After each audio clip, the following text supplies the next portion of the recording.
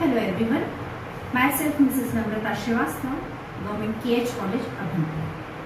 This is my second lecture on ring theory.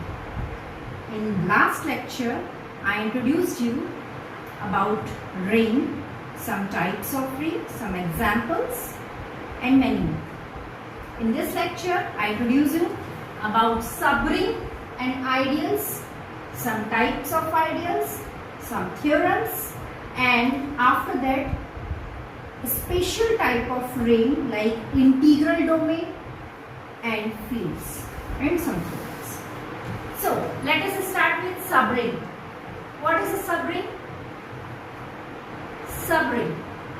Actually, subring is none other than a non-empty subset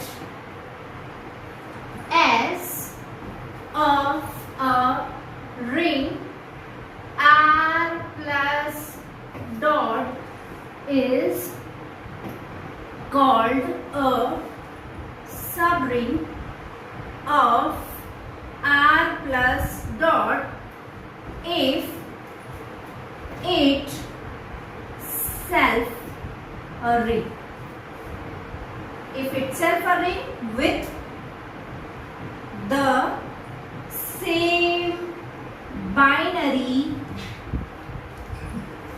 operations. कौन सी दो binary operations, कौन सी दो द्विचर संक्रिया है? Are की जो द्विचर संक्रिया है स्पेसिफाइड, आर के अंदर जो प्लस है दिस धन और dot multiplication, binary operation addition and multiplication. इन दोनों ऑपरेशन के लिए अगर S खुद एक रिंग हो और S R प्लस डॉट का एक सबसेट हो तो हम S प्लस डॉट को क्या कहेंगे? S प्लस डॉट को क्या कहेंगे हम? एक सब रिंग. किसका? R प्लस डॉट का. Operations and we can defined it as S plus dot. इसकी mathematical definition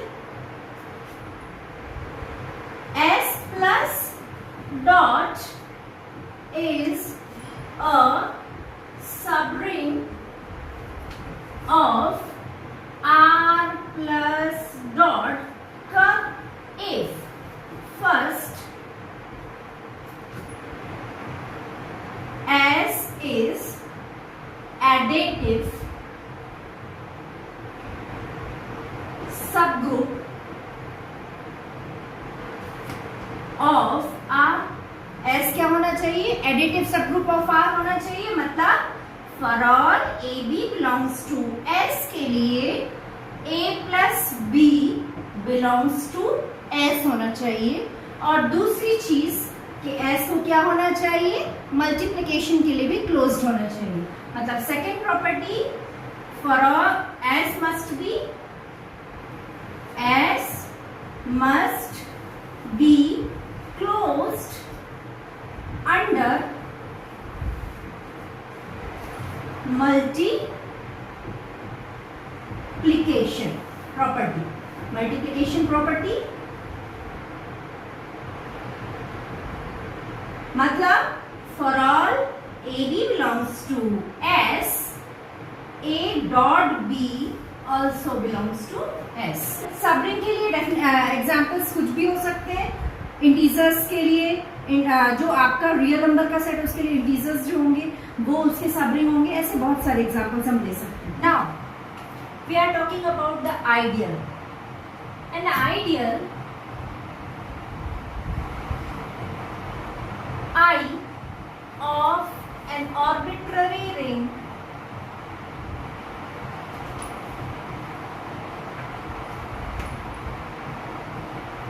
R plus dot is itself a subset of R. I is itself a subset of R which is non-empty and it is closed under both the binary operations plus and dot. Also I plus dot satisfies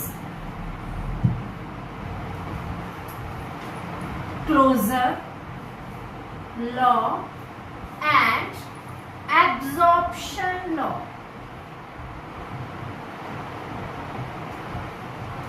What is an absorption law? Closure law, you all know that. What is an absorption law? In R. Mathematically we can write it first.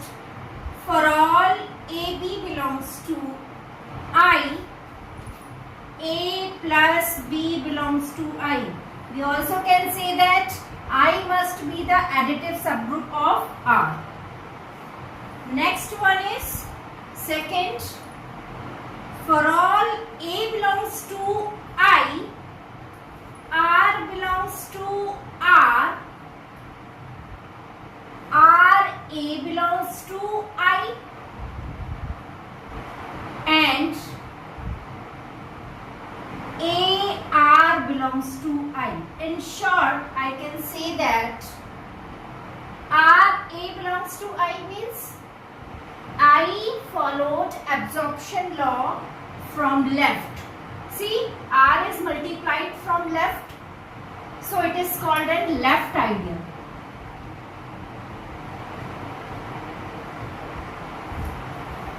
See, here the absorption law followed from right. R is multiplied from right side.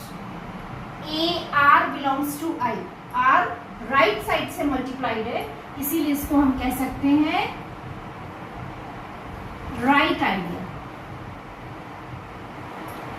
Or in both the case, left ideal, right ideal. Combinedly we can say that an ideal. An ideal P plus dot of a ring R plus dot is called the principal ideal of R plus dot curve if it generated by a single element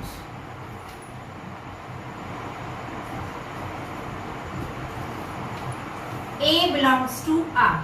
एक single element से generate होने वाले के सारे elements का जो collection होता है वो एक आइडियल फॉर्म करता है, उस आइडियल को हम कहते हैं principal ideal.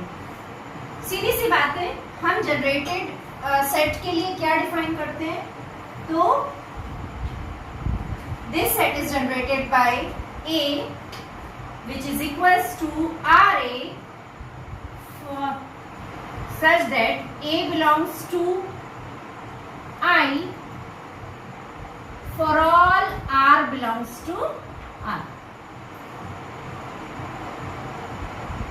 A belongs to I is fixed, that element by which we are generating that principal ideal. थोड़ा सा इससे आगे बढ़ती हूँ. यदि यही एलिमेंट, अच्छा इसका जो कलेक्शन होगा, जो आइडियल बनेगा वो क्या कहलाएगा, P plus dot principal ideal. For example 3 के गुणांकों का समुच्चय अगर वो एक आइडियल बनाता है, मीन्स 3 के गुणांकों की गुणजावली, उसमें एलिमेंट्स क्या क्या होंगे, उसमें एलिमेंट्स होंगे 3, 6, 9. आप अच्छी तरह से जानते हैं इस तरह के जो सेट्स होंगे उन सेट्स के साथ प्लस डॉट, ये पूरी जो गुणजावली बनेगी 3 के गुणांकों की गुणजावली, ये क्या होगी, ये क्या होगी, प्रिंसिपल आइडियल. पर थोड़ा सा इससे आगे बढ़ूं, हमको पता है कि 3 क्या है, 3 एक अभाज्य संख्या है.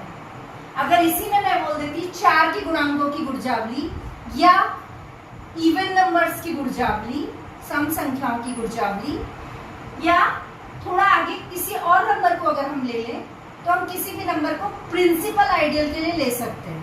पर यदि यही हम प्राइम नंबर को लेते हैं, जैसे ये 3 क्या है, प्राइम नंबर, तो प्राइम नंबर्स के लिए जो गुणजावली बनती है उस गुणजावली को हम कहते हैं prime ideal. That's another topic. Means this ideal is called a prime ideal. A principal ideal is called a prime ideal. It's a special type of ideal in which the generator number is always a prime number. That is called a prime ideal. ठीक है। Prime ideal की बात थोड़ा आगे बढ़ती हूं मैं, maximal ideal और मिनिमल आइडियल।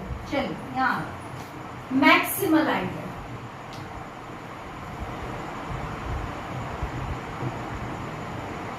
और मिनिमल आइडियल।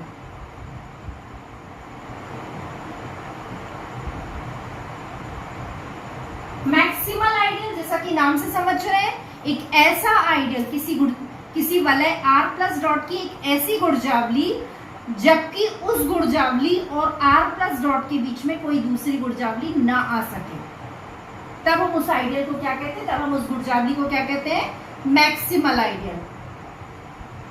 और मिनिमल आइडियल एक ऐसी गुणजावली r प्लस डॉट की जब उसके यह सबसे छोटी गुणजावली कौन सी, शून्य गुणजावली, शून्य गुणजावली और उस गुणजावली के बीच में कोई ना आए तो उसको हम कहते हैं minimal ideal.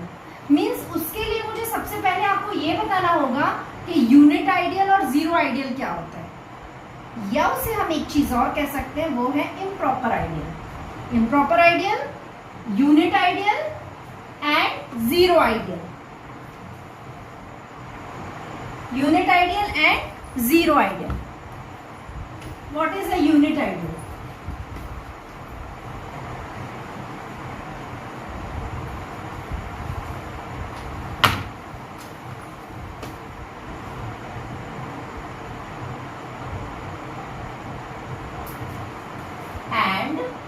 Zero ideal, or we can say it both improper ideal.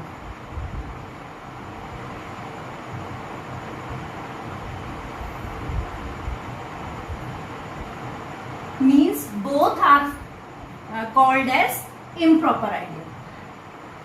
Unit ideal, zero ideal. Unit ideal क्या होगा, r plus dot for a ring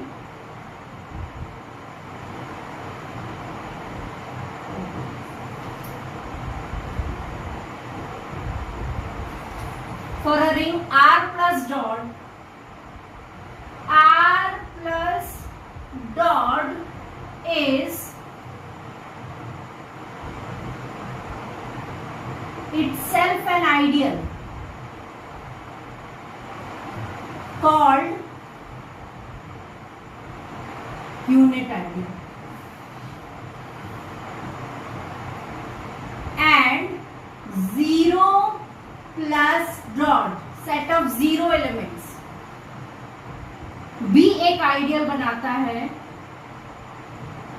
is also an ideal called the zero ideal, and both ideals combinedly called the improper ideal.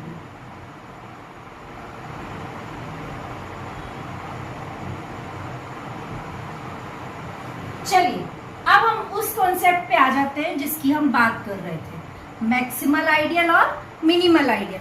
Maximal ideal क्या होगा, तो यहीं आ जाते हैं maximal ideal.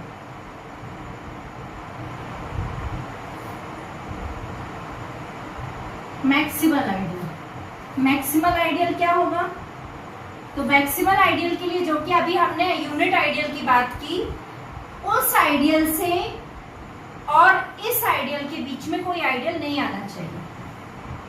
If u plus dot is any ideal of ring r plus dot, then u plus dot is called maximal if any ideal, if there is any other ideal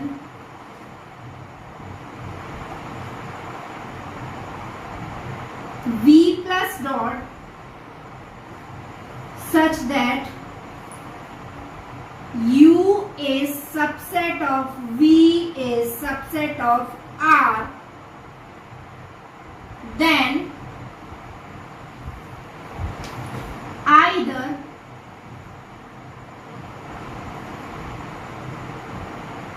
U is equal to V और V is equal to R। सीधी सी बात है, maximal ideal के और ring के बीच में कोई ideal नहीं आ सकता, इसीलिए वो मैक्सिमम आइडियल है। इसके बाद हम बात करेंगे मिनिमम आइडियल की। चलिए अब हम बात कर रहे हैं मिनिमल आइडियल की। If I plus dot is any ideal of a ring R plus dot such that if any other ideal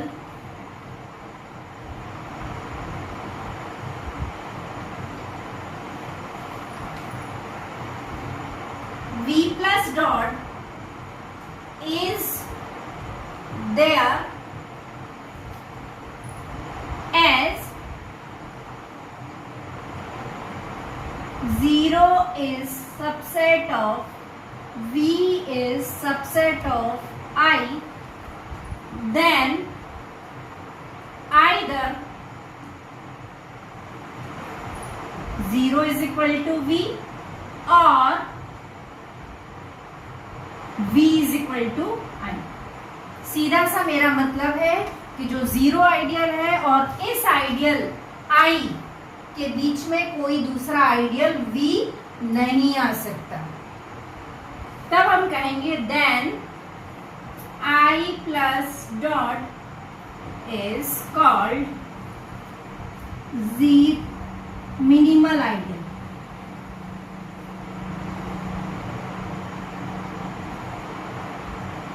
ये तो हुई बात maximal ideal, minimal ideal, principal ideal, prime ideal और यूनिट आइडियल, जीरो आइडियल की। अच्छा, unit ideal और zero ideal को बताते वक्त मैंने एक वर्ड यूज किया था, improper ideal. Improper ideal means विषम गुर्जावली, हिंदी में उसे विषम गुर्जावली कहते हैं। तो इम्प्रॉपर आइडियल जीरो को और आर को कहते हैं। तो प्रॉपर आइडियल क्या है? तो proper ideal R plus dot की वो गुर्जावलियां होती हैं जो जीरो और आर को छोड़ के बाकी सारी आइडियल्स जोड़ती हैं, मीन्स जो आर के प्रॉपर सबसेट से बनती हैं। उन गुर्जावलियों को हम क्या कहते हैं? Proper ideal. तो हमने आज बात कर ली proper ideal, improper ideal, principal ideal, prime ideal, maximal ideal और मिनिमल आइडियल की। प्रिंसिपल आइडियल से ही बनता है प्रिंसिपल आइडियल रिंग, एक ऐसा वाला है जिसकी सारी गुर्जावलियां प्रिंसिपल आइडियल हो। सारी गुर्जावलियां, सारे आइडियल्स उसके क्या होने चाहिए? Principal ideal. तो उस रिंग को हम क्या कहेंगे? Principal ideal ring. चलिए, इन आइडियल से रिलेटेड हमारे पास कुछ थ्योरम्स भी हैं। जैसे किसी रिंग के दो आइडियल्स का इंटरसेक्शन भी एक आइडियल होता है। किसी रिंग के बहुत सारे आइडियल्स का कॉमन इंटरसेक्शन भी एक आइडियल होता है। किसी रिंग के दो आइडियल्स का यूनियन एक आइडियल होगा यदि और केवल यदि उनमें से एक आइडियल दूसरे का सबसेट है। इस प्रकार इसमें बहुत सारे थ्योरम्स हैं जिसमें से कोई एक या दो मैं आपको प्रूफ कर देती हूँ। For example, theorem number 1, intersection of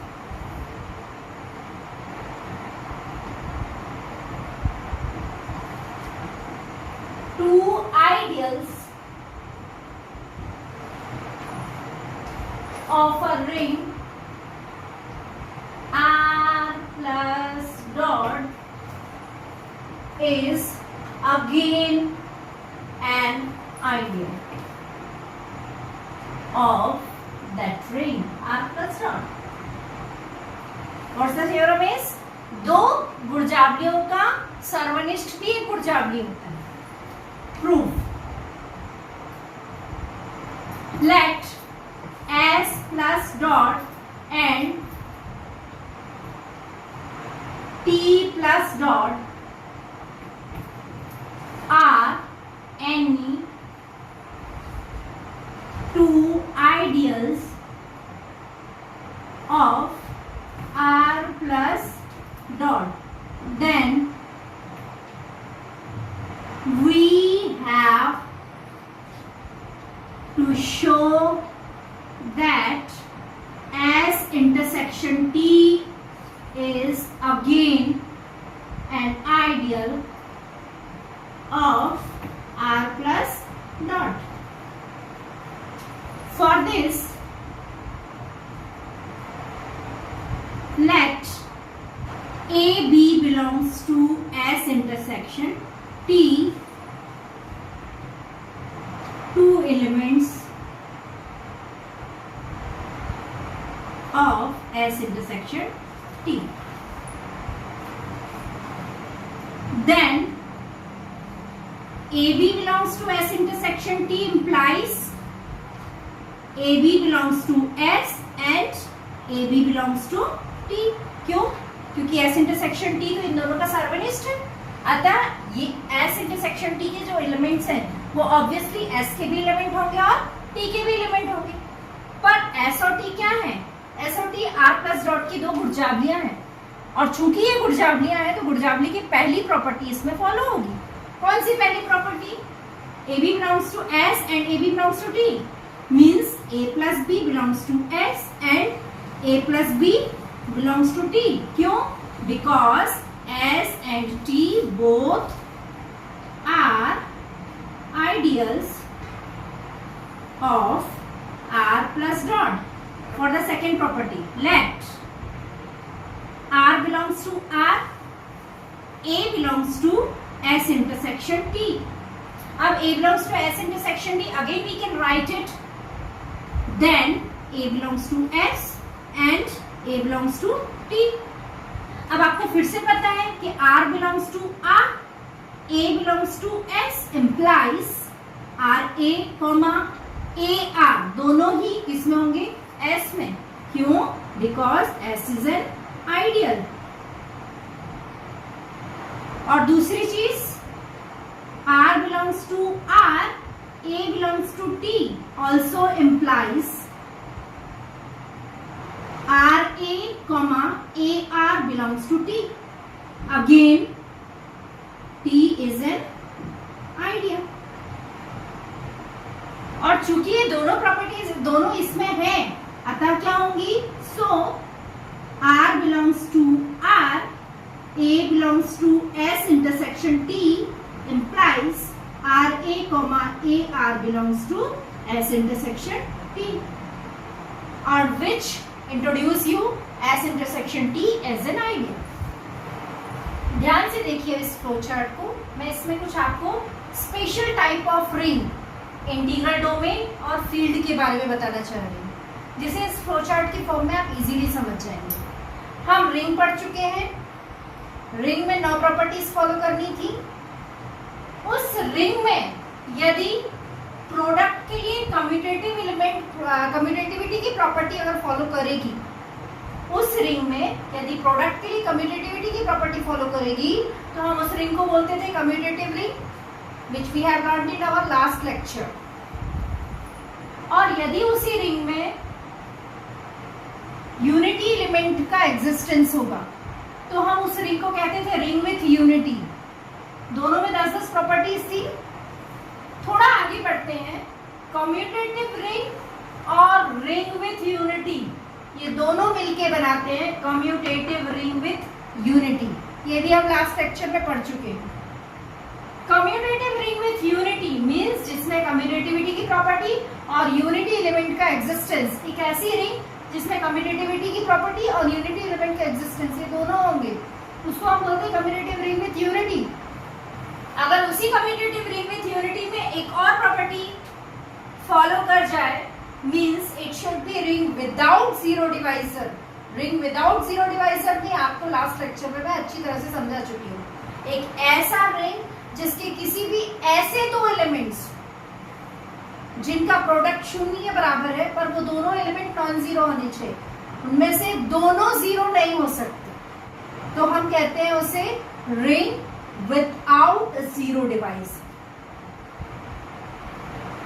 अगर रिंग विदाउट जीरो डिवाइजर है, कम्यूटेटिव रिंग विद यूनिटी है, तो हम उसे कहते हैं इंटीग्रल डोमेन। और यदि कम्यूटेटिव रिंग विद यूनिटी है और उसके प्रत्येक एलिमेंट के पास मल्टीप्लिकेटिव इनवर्स भी है, तो उस रिंग को means commutative ring with unity और every element of that ring have a multiplicative inverse is totally is called the field. This is a special type of ring that is a field. This is an integral domain and this is a field. Means सिर्फ एक property का difference है, वो property है ring without zero divisor या every element of that have a multiplicative inverse. Integral domain और field के base पर एक थ्योरम, सिंपल सा एक थ्योरम हम लेते हैं, every finite integral domain is a field. अभी मैंने आपको बताया कि कम्यूटेटिव रिंग विथ यूनिटी यदि उसमें रिंग विदाउट जीरो डिवाइजर है तो हम उसको कह देते हैं इंटीग्रल डोमेन, और यदि मल्टीप्लिकेटिव इनवर्स है तो उसे हम कह देते हैं फील्ड। मतलब एक फाइनाइट इंटीग्रल डोमेन को एक फील्ड होने के लिए हमको क्या बताना बाकी है? सिर्फ एक चीज, मतलब कम्यूटेटिव रिंग विथ यूनिटी तो रहेगा, दोनों में है, सिर्फ हमको एक चीज बताना बाकी है, वो है कि उसके प्रत्येक एलिमेंट्स के पास मल्टीप्लिकेटिव इनवर्स होना चाहिए। तो मल्टीप्लिकेटिव इनवर्स होना चाहिए, इसके लिए हम क्या कहेंगे? वही चीज मैंने आपको लिखी है कि every we know that the common property both have integral domain and field, that is they are commutative ring with unity. Only integral domain have the different properties, it is ring without zero divisor, and field has a property that every element of field have a multiplicative inverse. So see, in an integral domain we are writing here for any two element a b belongs to I, if a dot b is equal to 0, either a is not equal to 0 and b is not equal. If a is not equal to 0, we can say that if any number is not equal to 0, then it must have an inverse. सीधी सी बात। वैसे यदि b is not equal to 0 तो b के पास भी एक inverse होगा, इसका मतलब है 1 by b is possible। अगर a is not equal to 0, 1 by a is possible, b is not equal to 0, 1 by b is possible। एक सिंपल सा प्रूफ कि सीधी सी बात है कि अगर वो विदाउट जीरो डिवाइजर है तो फिर उसके प्रत्येक अवयव के पास गुणात्मक प्रतिलोम की उपस्थिति होगी, और यदि गुणात्मक प्रतिलोम की उपस्थिति होगी तो हम उसको ही क्या कह देंगे? Field. Thank you so much.